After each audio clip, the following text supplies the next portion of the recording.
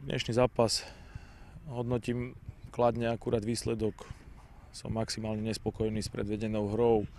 Bol to náš najslabší zápas a najslabší výkon v tomto ročníku a myslím si, že keby sme mali silnejšieho supera, tak by asi nedopadol tak šťastne, ako dopadol.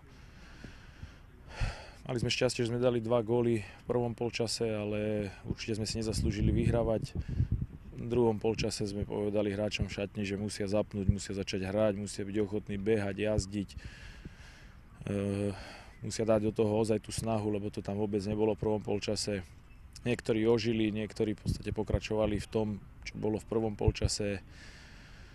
Tá hra už bola lepšia na ten druhý polčas, ale aj tak určite nespokojnosť. Som rád, hovorím, že ozaj len za výhru.